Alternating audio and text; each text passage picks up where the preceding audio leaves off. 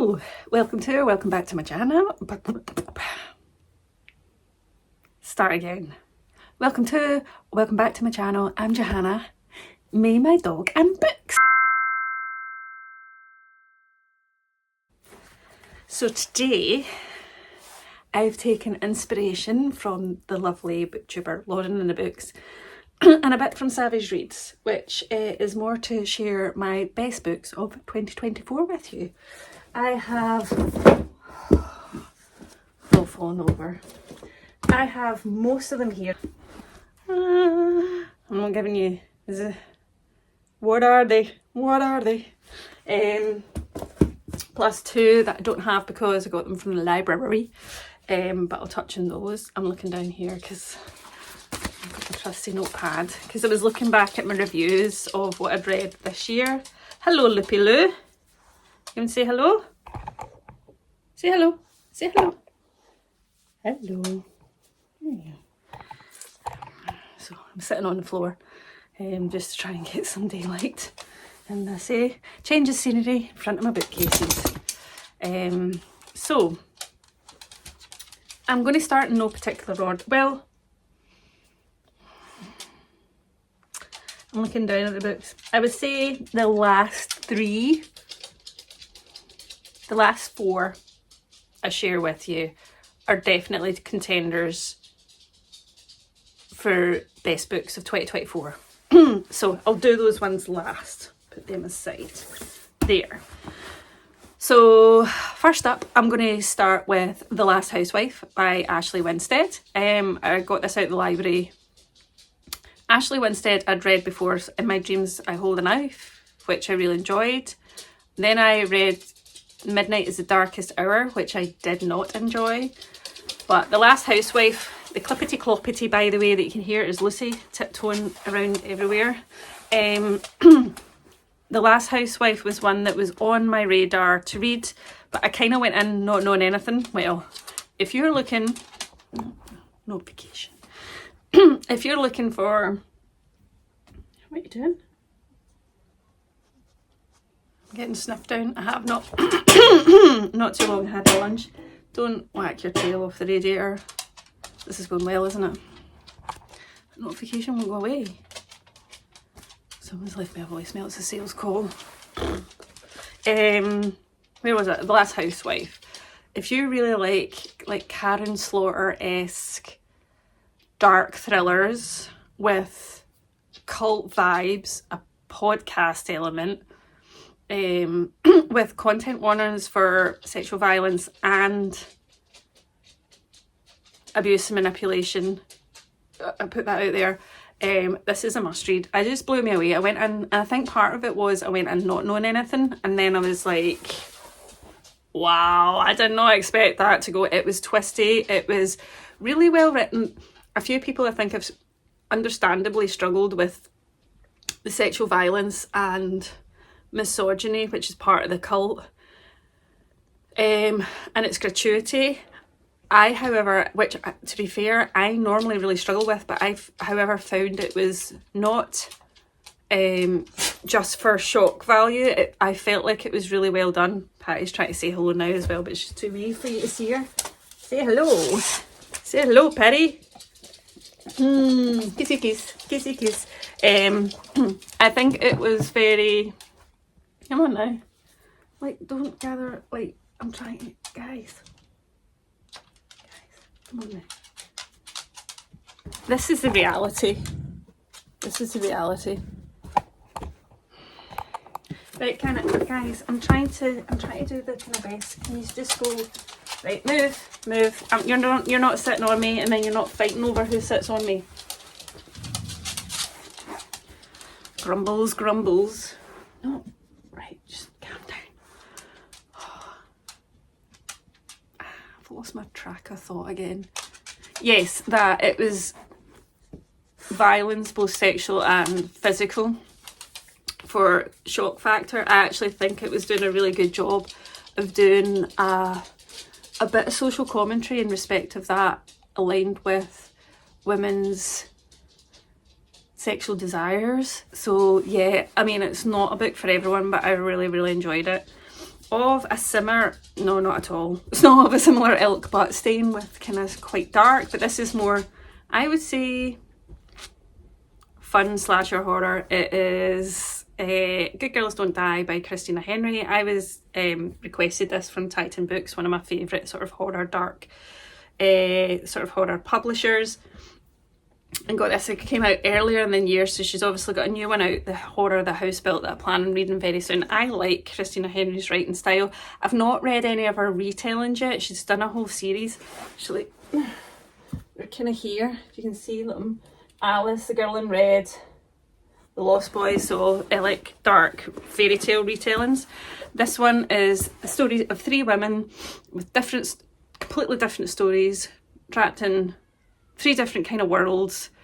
One felt a bit Truman Show, the other was like a slasher, cabin in the woods slasher, and another one felt like the Hunger Games, and you have no idea how they're connected or if they even are. It's great. It's a great page turner. I really, really enjoyed this. 5-star read for me was this highly anticipated The Family Experiment. So I got this. I actually won this one from John Mars on Instagram. Was it? I can't remember. But so I got won an advance copy. So excited, so I read it. And just like The Marriage Act, I adore his dystopian novels. I just love it. This one is set a bit like The Marriage Act, which if you've not read, highly recommend. 5 stars. This was also 5 stars. Set near future Britain, where people can no really longer afford to have kids, so they are incentivising through this reality game show where you can put yourself forward to win a virtual child or the money it costs to raise a child. So many complexity, multiple points of view from the people that take part in the show. It's got diversity and it also has like multimedia parts in it. It's not in this one, so I need to get the finished version because there's like bits in here. So I kind of read an arc on Kindle as well, so I could see the actual, it's always like news clippings and things like that. Highly recommend. Then slightly off tangent, going a bit vintage with you.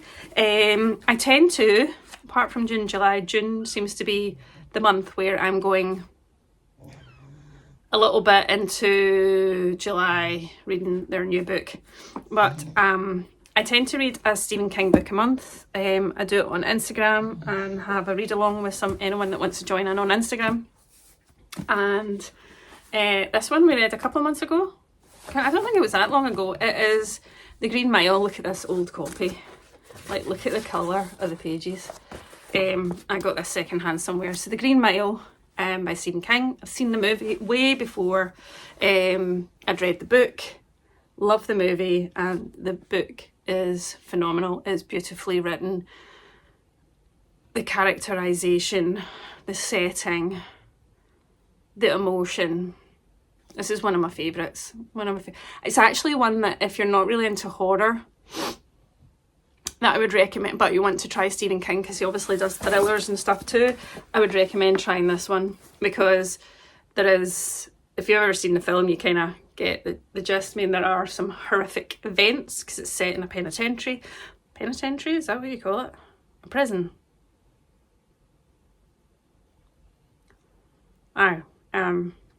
Like the death penalty one, where they're waiting their death sentence. So Gloomy Ways now it adds to my favourite King books. Then there was another one. Now I in 2024 are going through, not a phase, but I'm living my Scottish books by Scottish authors era. Because last year I read Shuggie Bain and Young Mungo, loved, highly recommend. And so this year I've kind of jumped into some more, and I tended to avoid Scottish books because over the years I've wanted to read about places that I don't come from or don't relate to. But now I'm just like, there's so many good Scottish new voices as well as old in the publishing industry that I just really want to support them. I've got totally into them. So one of the ones I've read this year, and actually 2, spoiler alert, of my last 4 that are definitely going to feature in my top 10 books of 2024 are Scottish books. This one is The Young Team by Graeme Armstrong. It is deemed as like train spotting for the new generation, so like modern day train spotting, because train spotting came out in the 90s. I can't even remember anymore. I loved train spotting when it came out. This is set in Lanarkshire, and gang culture, and it's written in Scots, so colloquial language. It takes a wee bit like train spotting, it takes you a wee while if you're not familiar with Scots to get your head into that, but that's what I also highly recommend it in audio. I can understand Scots, so it's not too bad. I really enjoy it. You get your head into that way of reading, and stunning, absolutely stunning. Graeme Armstrong himself, it's a lot of it is semi-autobiographical, although it's fiction. Grown up in gang culture in the Lancashire area, still an issue, like gangs in kind of like sort of poorer parts of Scotland is still a thing, as in many countries. But he really gives you an insight into the challenges and the heartbreak as well as hope that these young people have, like why are they getting involved in gang violence. And a lot of it's about lack of belonging, feeling they want to be feel like maybe they don't have the supportive background, or the gangs are their family. There's so much hope from this. And then Graeme Armstrong obviously came out the other end of that and wrote this book. It's now in a lot of Scottish school curriculums, I think. Adored it. Just so glad to have read it and highly recommend. And then before I go into the last 4 books that I recommend of my best reads so far, I'm going to recommend, it's actually, just checking, my only non-fiction of 2024, because I read Doppelganger last year and I highly recommend that, and quite a few biographies. Well, I reread Paris Hilton's memoir, so I highly recommend that. It was a 5-star read, and it was a reread, 5-star. But this one was a new one, and it was shortlisted for the Women's Prize for Non-Fiction. Doppelganger actually won that one, which is by Noel McClime. But Codependent I picked up. I think I read it on audio, which I highly recommend because it's talking about the development of AI and the impact of AI in our world, the impact that it does on modern day like workers, how it really impacts a lot of countries where they have data centers or migrant workers who are, like that kind of gig sort of type of economy where it's like Uber Eats, Amazon delivery drivers, all that sort of data labourers. And there is, to be honest, right, and I've got a real interest in AI and stuff like that. You do not have to. You don't even need to know much about what AI is, because she writes it in such an accessible way that makes you understand like how we're sleepwalking into this world of ungoverned artificial intelligence. It is terrifying, but she has a lot to say about what we can do and how we can stop this kind of sleepwalking into a world where, so, because it can be used for good, but we're currently, the impact that it's having on low paid workers and all of that, and how we contribute to that is so significant. Utterly fascinating. I adored it and highly recommend it. Then I'm coming to the last 4 best books of 2024 so far, and kinda in order, but all of them equally as amazing. You'll have seen me talk about this in my last couple of weekend reading vlogs, I think. And this is Glasgow Boys by Margaret McDonald. A beautiful story of 2 young boys. Both have had experience in the care system, both on 2 different tangents in their own life. So you've got Finlay, who has got a scholarship to study nursing at Glasgow University, and then you've got Banjo, who's kind of the last year of high school and currently in a foster placement. And it's their stories of how they are struggling with their own identity, that sense of belonging again, and also it explores between Finlay and Banjo. You discover that something happened between them 3 years ago when they were in a kind of residential care home awaiting placement or to leave care. And you don't know what that is, and it kind of builds up to that story. So you see them two different points of view about their life. These are beautiful characters. They're complex characters, but it is filled with heartbreak and joy as you watch it. Like, honestly, I had tears of happiness at times, as well as utter heartbreak. But it's a book of hope, and it's a book that gives you a real insight into what it is to be a young boy at a very challenging age, when you're struggling with your own identity, loss of family, feeling like you don't fit in, struggling to like for Finlay, as he's a student, to even afford how to eat because he's busy like doing his studies, working a cleaning job to pay for being a student, and also doing his nursing placement. It's also, Banjo speaks in Scots as well, and Finlay is a second generation Polish immigrant. So there's so much about identity and being Scottish, and how actually you don't need to be, how actually everybody can be Glaswegian and Scottish. This filled my heart with so much joy. It stole it, and I can't stop thinking about these characters. Then in a similar vein, and I read this at the start of the year and it's still high up there, it's Duck Feet by Eli Percy. This is a book also set in kind of Paisley, so kind of West Central Scotland. It's a coming of age, so you follow, set in the mid-noughties as well, so it's quite nostalgic in that instance. And you follow Kirsty, who's 12-year-old, and she's going through high school. It's written in Scots as well, which I absolutely adored. And there were times in this, there's obviously the trials and tribulations of being a young 12-year-old and going through the ages and stages of being in school. Both, just all the things that come with being in school and trying to fit in and feeling like you don't, and boys and girls and all those different complex relationships, but it's done in such a funny, heartwarming way. There was times where I literally laughed out loud, like proper guffawed. It was so funny. It's so well written. It was actually one of my Welsh friends on Instagram who was hailing this, and I was like, I can't believe, I need to read it, and I utterly adored it.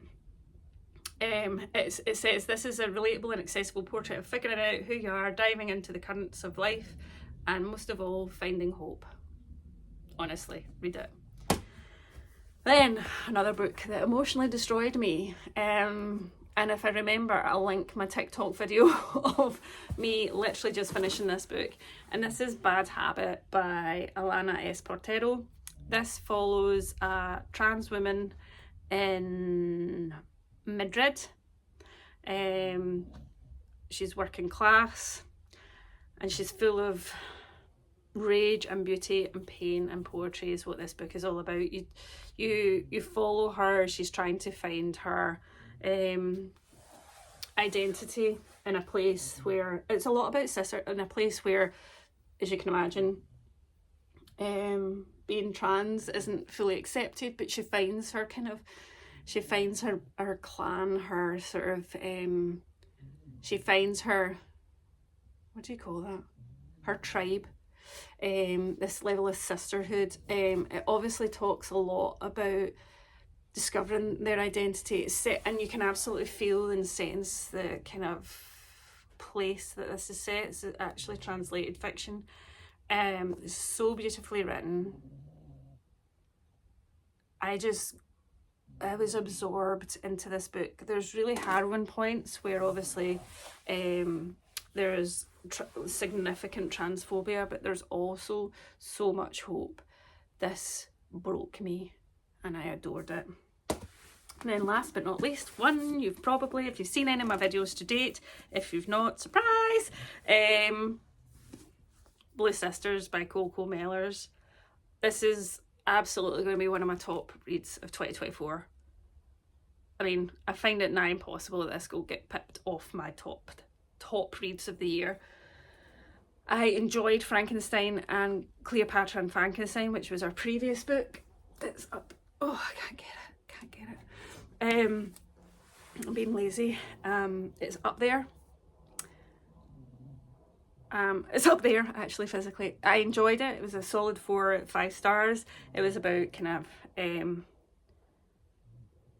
heterosexual, like a more of a kind of heterosexual relationship. This one is about sisters, about sisterhood. It's about 4, well 3, but there's no, actually 4. I like that. A sister is not a friend, you're part of each other right from the start. You follow Avery, Bonnie, Lucky and Nikki as 4 sisters. Nikki is a sister who is no longer alive, and you start the story where it's a year since her death, and basically other 3 sisters just have gone down their own paths of not dealing with said death. So circumstances bring them together, and it's basically you watch each of them all unravel separately. It has amazing LGBTQ plus rep, it has amazing mental health rep. You've got Bonnie, who's one of the sisters, who's a professional or ex-professional boxer. Lucky, who's a sort of high-flying fashion model who's spiralling out of control. And then you've got Avery, who's seen as the kind of sensible put-together sister, but she's a recovering heroin addict and is in a same-sex marriage and not sure she wants to have kids, where her wife does. Oh, the complexities of it. It's familial love, it's discovering the bonds between a family and the complexities of all that, and how you can simultaneously love and hate members of your family. It is so beautifully written. I was here for each and every one of the characters. So seamlessly put together. I just utterly adored the writing. Adored it. So those plus Codependent and Last Housewife are my best books of 2024 so far. And to be fair, other than maybe being aware of the John Mars one coming out and being excited for it, thinking, oh, this could be none of these were on my radar that they could be potential top reads. So if you haven't read any of them yet, get them on your TBR. Put that hold in the library, borrow it from a friend, find it in a vintage or a second-hand bookstop, or if you can afford, buy at your local independent bookstore or other big online retailers who may be cheaper. Cost of living and all that. Yeah, so, and if there's any, I don't know, have you read any of these, and are any of these in your top 24 and top books of 2024? And let me know in the comments, what are your top books of 2024? I would love to know, because maybe there's some that I need to be getting on my radar and my TBR for the rest of the year. Anyway, for now, I hope you enjoyed watching my midweek video, which was about the best books of 2024 so far. Who knows what the next 6 months is going to deliver? It's kind of exciting, isn't it? Anyway, I'm going to say goodbye and wait to see, right, also the carnage of what is actually filming a booktube video. Look at this sleepy lady here, snoring. They're both now in their beds, snoring. Just wanted to get in amongst the videos at the start. Anyway, for now, and as always, thanks for watching, for liking, and if you don't already, please do subscribe, and if you do, thank you. And I'll see you next time. Bye!